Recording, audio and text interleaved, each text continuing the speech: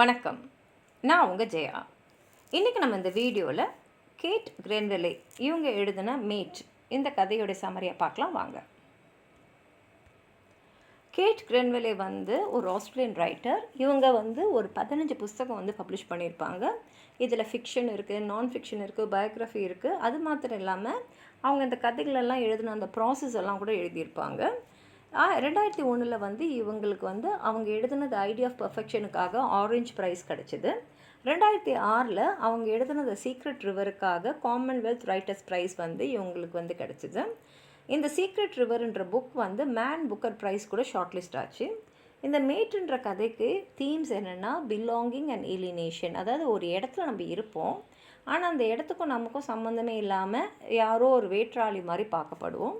The futility of forced அஸ்யூமுலேஷன், அப்புறம் the church for identity within Australian culture. அதாவது நம்மளோட அடையாளத்தை நம்ம தேடின்னு இருக்கோம், நமக்குன்னு நம்ம யார் அப்படின்ற ஒரு எண்ணம் இருக்கு இல்லையா, ஒரு ஏற்றுக்கொள்ளப்படணும் ஏதோ ஒருத்தவங்களோட அந்த சர்ச் ஃபார் ஐடென்டிட்டி தான் அந்த கதையில் இருக்குது. இதில் கேரக்டர்ஸ்ன்னு பார்த்திங்கன்னா வில் பேஷ்ஃபோர்ட், இவர் தான் அந்த கதையோடைய முக்கிய கதாபாத்திரம். அது மாத்திரம் இல்லாமல் இந்த கதையை இவர் தான் நம்மக்கிட்ட நரேட் பண்ணுறாரு, நம்மக்கிட்ட அந்த கதையை சொல்கிறாரு. நாம் வில்லோடைய பக்கத்து வீட்டுக்காரர். லான்ஸ் ஒரு ஷாப்கீப்பர். அவருக்கிற கடை பேர் ஸ்டாக் அண்ட் ஸ்டேஷன் ஷாப். அதுக்கப்புறம் இந்த கிராமத்தில் இருக்கக்கூடிய மக்கள், அதாவது டவுனில் இருக்கக்கூடிய மக்கள். மேட்டுனா கம்பேனியன், அதாவது ஒரு துணை, ஒரு நட்பு, அந்த மாதிரி ஒரு கம்பேனியன்ஷிப். வில் பேஷ்ஃபோர்டு தான் இந்த கதையை நம்மகிட்ட சொல்கிறாரு. அவர் சொல்கிறாரு, நான் இங்கே வந்த உடனே இந்த டவுனில் இருக்கிற எல்லார்கிட்டேயும் நல்லா ஃப்ரெண்ட்லியாக இருக்கணும்னு நினச்சேன். ஏன்னா இந்த டவுன் எனக்கு புது இடம், ஆனால் நான் பண்ண முயற்சியெல்லாம் வீண் தான்.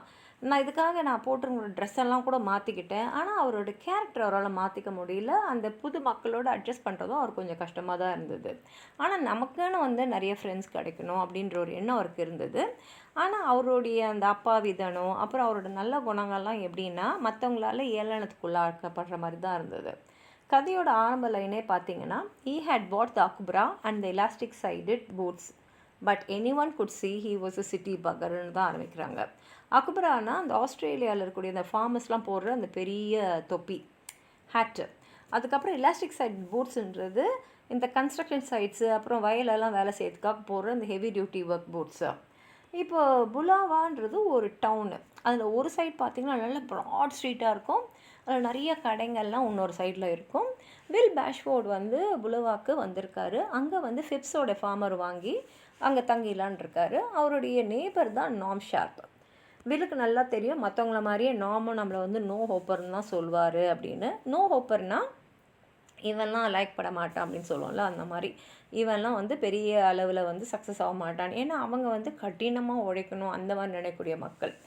நாமோடைய கையை குலுக்கும் போதே பார்த்தீங்கன்னா வில்லுக்கு அப்படியே ஒரு மாதிரி கையெல்லாம் வலிக்கும். ஏன்னா அவருடைய க்ரிப்பு அவ்வளோ ஸ்ட்ராங்காக இருக்கும். தினமும் பார்க்கும்போது அங்கே வானம் அப்படியே பறந்த வானம் அப்படியே இருண்ட மேகங்களாக மத்தியானத்தில் ஆகும். பில்லு நினச்சி பாருன்னா, மழை பெய்ய போகுதுன்னு. இப்போ அந்த இதை என்ன பண்ணாருன்னா, முதல் நாள் நாம் பார்க்கும்போது மழை வரப்போகுது போல இருக்கே, மேகம்லாம் கருத்து இருக்குன்னு சொல்லிட்டார். நாம் இவர் சொன்னதை அங்கே பிக்கப் ட்ரக், அதாவது அவங்க ஃபார்மில் என்னென்னலாம் வளர்க்குறாங்களோ அதெல்லாம் ஒரு ட்ரக்கில் போட்டு மார்க்கெட்டுக்கு அனுப்புவாங்க இல்லையா, அந்த ட்ரக்கில் இருந்த ஆளுங்க கையில் பாரு மழை வரப்போகுதுன்னு இவர் சொல்கிறாரு அப்படின்னு சொன்னதும் அவங்களுக்குள்ள மழை வரப்போகுதுன்னு இவர் சொல்கிறாரு, மழை வரப்போகுதுன்னு இவர் சொல்கிறான்னு சொல்லிட்டு எல்லாரும் இவர் ஒரு மாதிரி பார்த்தாங்க. நம்ம என்ன இப்படி சொல்லிட்டோம், இந்த மாதிரி இவங்கெல்லாம் என்னை பார்க்குறாங்களேன்ற ஒரு யோசனை வில்லுக்கு இருக்கும். ஆனால் என்னென்னா அந்த இடத்துல மழை ஒரு 3 வருஷத்துக்கு மேலே ஆகுது. அதனால தான். ஆனால் தினமும் மேகங்கள்லாம் அப்படியே கரு மேகங்கள்லாம் அப்படி கூடும், அப்புறம் கலைஞ்சி போயிடும். இந்த இடத்துல அவருக்கு ஒன்று மட்டும் புரிஞ்சிடுச்சு, இப்போ நீங்கள் யார்கிட்டுமே பேசலைன்னா அவங்கள ஸ்டாண்ட் ஆஃபிஷ் அப்படின்னு நினச்சிப்பாங்க. அதே நிறைய பேசுனீங்கன்னா நீங்கள் பேசுகிறதே ஏதோ ஆச்சரியமான ஒரு விஷயம் மாதிரி எல்லோரும் அவங்கள பார்ப்பாங்கன்றதும் அவருக்கு புரிஞ்சிடுச்சு. இப்போது வில் பேஷ்ஃபோர்டு இந்த இடத்துக்கு வந்திருக்காரு. ஆனால் இந்த இடத்த பற்றி அவருக்கு நிறையா தெரிஞ்சுக்கல. இத்தனைக்கும் பார்த்திங்கன்னா அவர் நிறைய குழந்தை பருவத்தில் நிறைய போயம்ஸ்லாம் படிச்சிருக்காரு. Click go the shears and once a jolly swagman எல்லாமே. ஆனால் நிஜமான அனுபவத்தில் பார்த்தா நம்ம சின்ன வயசில் படித்த அந்த போயம்ஸ்க்கும் இந்த நிஜ வாழ்க்கைக்கும் சம்மந்தமே இல்லை. ஏன்னா ப்ளூ பெல்லிட் ஜோவை பற்றி படிச்சிருக்காரு, குழு ட்ரீயை பற்றி படிச்சிருக்காரு. ஆனால் அவர் படித்த அந்த கவிதைகள்லாம் நிஜமான வாழ்க்கைக்கு அவருக்கு உதவி செய்யலை. கிளிக் வித் ஷியர்ஸ் அது என்னென்னா ஆஸ்திரேலியாவில் முக்கியமான ஒரு தொழில்னு பார்த்திங்கன்னா இந்த ஆடெல்லாம் வளர்த்து அந்த ஆடோடைய அந்த உள் இருக்கு இல்லையா, அதை எடுக்கிறது தான். அப்போ அந்த உள்ளே எடுக்கிறதுக்காக ஷியர்ஸ்ன்றதில் வெட்டுவாங்க, கிளிக் கிளிக் கிளிக்குன்னு. அதே மாதிரி ப்ளூ பெல்லிடு ஜோன்றது அங்கே இருக்கக்கூடிய ஒரு ஈவு. அதில் வந்து கம்மியாக இருக்கும் அந்த வயிறுக்கிட்டெல்லாம், அது முடி அது ஈஸியாக இருக்கும் அந்த முடியெல்லாம் எடுக்கிறதுக்கு. குல்பா மரம்ன்றது அங்கே இருக்கக்கூடிய இந்த நீலகிரி எல்லை இருக்கு இல்லையா, யூக்கலிப்டஸ் ட்ரீஸ், அது வந்து ஆஸ்திரேலியா நிறையா இருக்கும். அது மாத்திரம் இல்லாமல் அது ஆஸ்திரேலியாவோட நேட்டிவ் ட்ரீ கூட.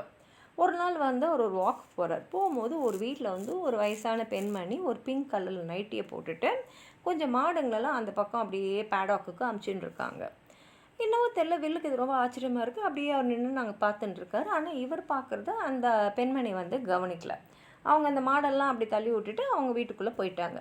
அதுக்கப்புறம் பார்த்தா அந்த மாடுங்கள்லாம் அப்படின்னு சொல்லிட்டு வைக்கோல மெஞ்சிட்டு இருக்கிறத பார்த்துட்டு அவர் அப்படியே போயிடுறாரு. திரும்பி வரும்போது அந்த வீட்டுக்கிட்ட வரும்போது அந்த வீட்டுக்கு வெளியில் 2 போலீஸ்காரங்க நிற்கிறத பார்த்தோன்னே இவர் தலையை அப்படியே குனிஞ்சேனே வேகமாக போகிறாரு. இப்போ அந்த வயசான பெண்மணி வந்து ஒரு பிங்க் கார்டிகனை போட்டுருக்காங்க. அவங்க அந்த போலீஸ்காரங்களை பேசின்னு இருக்காங்க. ஒரு போலீஸ்காரர் என்ன பண்ணாருன்னா தரையில் எதுவே பார்த்துட்டு ஏதோ மெஷர்மெண்ட்ஸ்லாம் எடுத்துகிட்டு இருக்காரு. அந்த வீட்டை கடந்து போகும்போது அந்த வயசான பெண்மணி வந்து போலீஸ்காரங்கிட்ட சொல்லின்னு இருக்காரு, யாராவது வந்து நைட்டியை போட்டுன்னு போய் மாடை திருடிட்டு வருவாங்களா அப்படின்னு கேட்டுன்னு இருக்காங்க. இதை கேட்ட உடனே அவங்களுக்கு ஒரு மாதிரி ஆகிடுது. கிடுகிடுன்னு அந்த இடத்த விட்டு போக பார்க்குறாரு.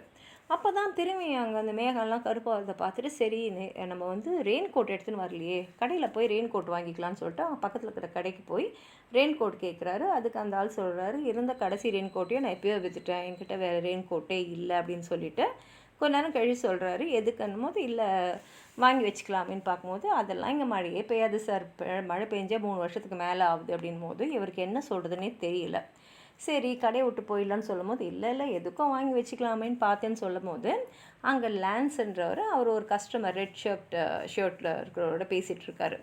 அவர் திடீர்னு இவரை பார்த்து சொல்கிறாரு, பம்ப் வந்து அந்த போலீஸ்காரர் அவர் வந்து சார்ஜஸ் வந்து ப்ரெஸ் பண்ணிட்டு இருக்கார் தெரியுமா அப்படின்னு கேட்குறாரு. உடனே வில்லுக்கு ஒன்றுமே புரியல, என்னத்தான் பேசுறது, போலீஸ்காரர் சார்ஜ் போகிறத பற்றி என்கிட்ட ஏன் பேசுகிறாருன்னு யோசிக்கிறாரு. ஆனால் அதுக்கப்புறம் அவங்க என்ன சொல்கிறாங்கன்னா, நீங்கள் போகும்போது என்ன பார்த்தீங்களோ அதை நீங்கள் போலீஸ் ஸ்டேஷனில் போய் சொல்லிட்டா அந்த பொம்பளையை காப்பாற்றுறதுக்கு கொஞ்சம் ஹெல்ப்ஃபுல்லாக இருக்கும் அப்படின்னு சொல்கிறாங்க.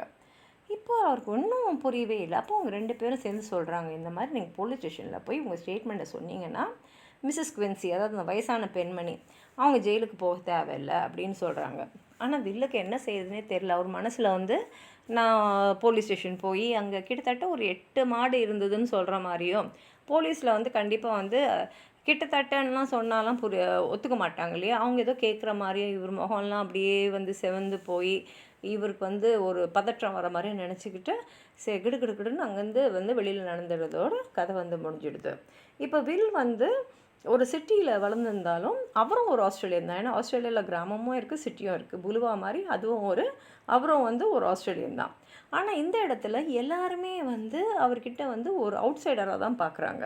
அவருக்கு ஒரு நாடு பிடிக்கும், அதில் இருக்கிற விஷயங்கள் எல்லாமே தெரியும். ஆனால் வந்து நிஜ உலகத்தில் அவரால் வந்து இந்த இடத்துல அட்ஜஸ்ட் பண்ணி நிற்க முடியல.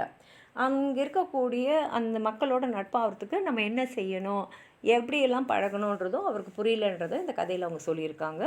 உங்களுக்கு எதாவது சொல்லணும்னு நினச்சிங்கன்னா கீழே இருக்கிற கமெண்ட் பாக்ஸில் எழுதுங்க. இந்த வீடியோவை லைக் பண்ணுங்கள், உங்கள் ஃப்ரெண்ட்ஸோடு ஷேர் பண்ணுங்கள்.